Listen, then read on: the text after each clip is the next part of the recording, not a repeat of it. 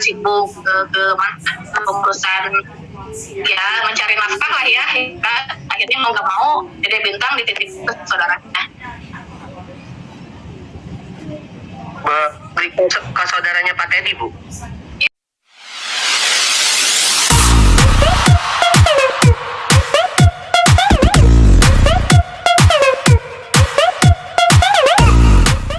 Tiga bawang dulu ya. Ada. Putri. Oke, terkait Bintang, Bu, apakah dari pihak keluarga Iki maupun keluarga Sule gitu kan, Bintang juga mendapatkan bagian, Bu? Tidak sama sekali. Berarti bisa disebutkan Sule tidak memberikan bagian untuk Bintang ataupun Rizky ataupun Putri? Tidak. Sebetulnya itu kan waris ya. Bagaimanapun juga yang namanya ketika almarhum meninggal dunia 40 hari setelah almarhum itu kewajiban dari ahli waris untuk mengurus warisan gitu kan. 40 hari loh itu ketentuannya dalam hukum Islam. Akan tetapi sampai saat ini hampir 2 tahun tidak ada pembagian, penyelesaian gitu kan. Yang akhirnya dari hak-hak dari Pak Teddy dan Bintang pun tidak ada. Oke, adakah rencana Teddy untuk mengajukan hak waris, Bu?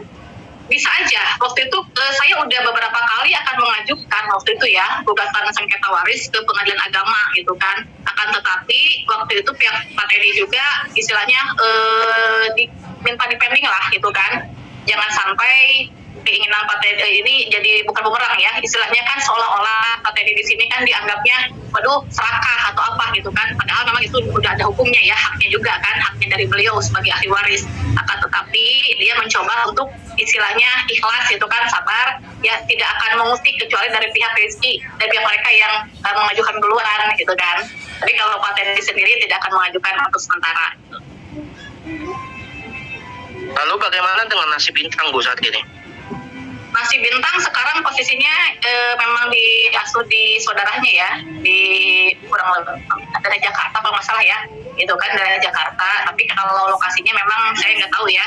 Cuman Dede Bintang memang beberapa kali katanya pernah dititipkan ke keluarganya. Karena Pak Teddy sendiri kan sibuk ke mana pengurusan ya mencari nafkah lah ya. Akhirnya mau nggak mau Dede Bintang dititip ke saudaranya. Ke saudaranya Pak Teddy, Bu? Iya, saudaranya katanya. Nah, untuk kehidupan Bintang sendiri saat ini seperti apa, Bu ya? Maksudnya dalam konteks apakah Pak Teddy memberikan nafkah juga buat Bintang gitu atau seperti apa? Jelas, itu kan anaknya, itu kewajibannya gitu kan. Itu pasti sampai sekarang pun yang memenuhi nafkah dari Bintang ya Pak Teddy sendiri. Apakah dari kakaknya Fridelina atau Rizky Febian kasih nafkah tiap bulan buat susu atau? Kalau itu sih saya kurang tahu ya. Cuman terakhir Pak Teddy ngomong ke saya sih sudah ada ya. Tapi kalau memang ada dari Putri ya alhamdulillah. Tapi keterangan dari Pak Teddy ke saya sih nggak ada gitu. Kalau aku mau nanya, mungkin ada sedikit aku kurang paham. Kalau misalkan 5 miliar dengan yang Kijang Innova itu beda laporan ya Kak? Satu laporan yang sama. Jadi di bulan Maret 2021 itu Rizky Febian melaporkan Teddy terkait 3 objek. 1 kos-kosan, kedua uang 5 miliar, ketiga mobil Kijang Innova. Nah, akan tetapi yang naik itu Pak Teddy sebagai tersangka hanya Kijang Innova aja.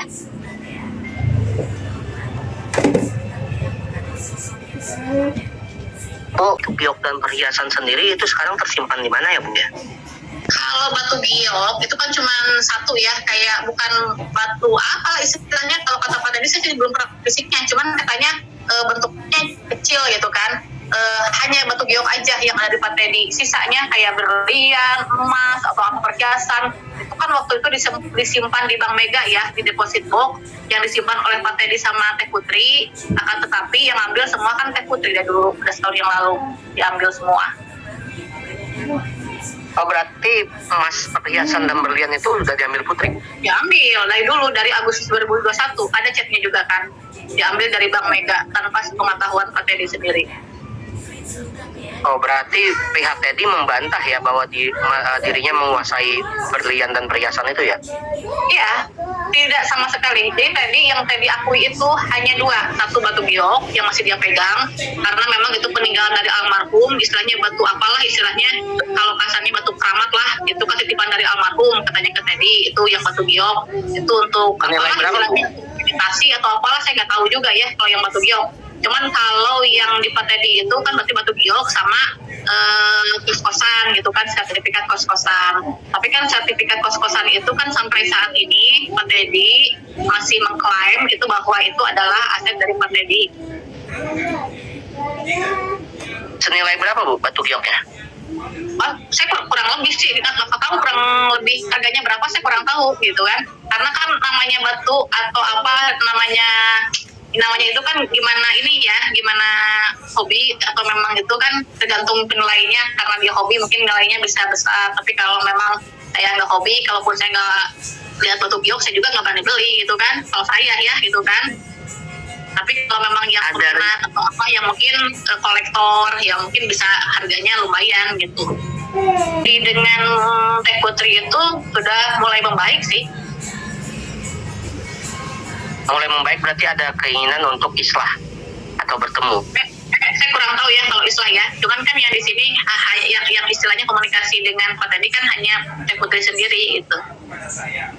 Iya betul, maksud saya ada keinginan lagi nggak Teddy untuk membuat pertemuan Ya, pasti maksudnya? sih kalau memang ada niat istilahnya dua-duanya, misalkan ya ikhlas lapang dada sama-sama istilahnya mengedepankan musyawarah, bagaimanapun juga kan di sini kan istilahnya ada hubungan keluarga ya gitu kan, masih ada hubungan terikat kekeluargaan ya, ayolah bersama-sama, toh istilahnya yang terbukti di polisi itu kan terbukti juga ya, belum sampai pengadilan ini. Yang istilahnya dia dapat dinaikkan posisi sebagai tersangka kan cuman mobil senilai 120 juta gitu kan. Kalau 120 juta ya itu sekelas Rizky buang kecil gitu kan, istilahnya gitu kan. Itu ya kita selesaikan lah baik-baik gitu kan. Toh dari ini juga kan masih membuka pintu istilahnya untuk berdamai gitu kan. Oke, dari saya cukup, silakan teman-teman yang lain. Kristen, Jia, Ayo, ada yang mau bertanya lagi? Waktunya tinggal 5 menit.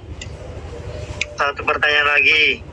Itu tapi kondisi Mas Teddy sendiri sekarang seperti apa sih? Kan ada juga berita yang katanya Mas Teddy terjadinya utang, ada dia punya utang piutang sama orang.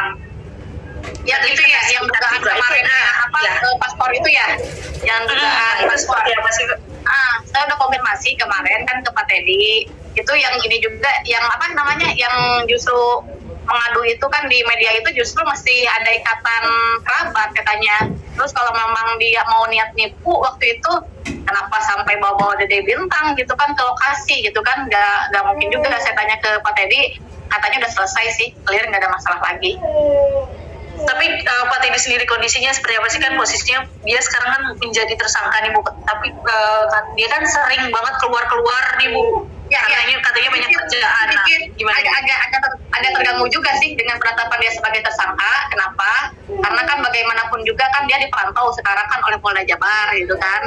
Jadi sedikit banyak memang ada efeknya ya gitu kan. Rencananya memang beliau tadinya mau keluar negeri, akhirnya kan jadi terhambat juga karena kan ada takutan juga ya, takutnya ada ya ini kan belum sampai ke sana, cuma kan takutnya nanti dilarang itu kan keluar negeri. Yang tadinya beliau itu mau ngurusin visa itu kan ke Amerika, akhirnya dengan keadaan seperti ini kan jadi ragu-ragu gitu.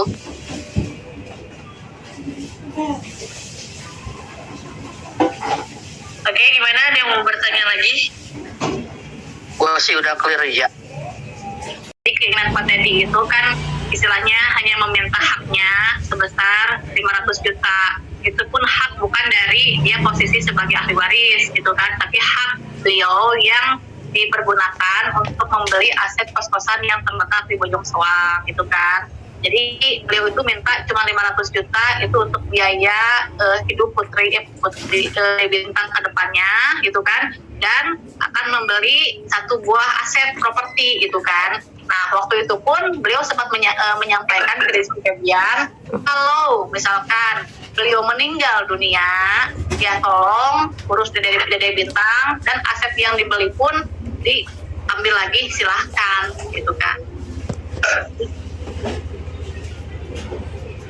Itu permintaan Pak Teddy waktu di Cafe Atmosfer ya, ketika adanya mediasi lah, pertemuan gitu kan.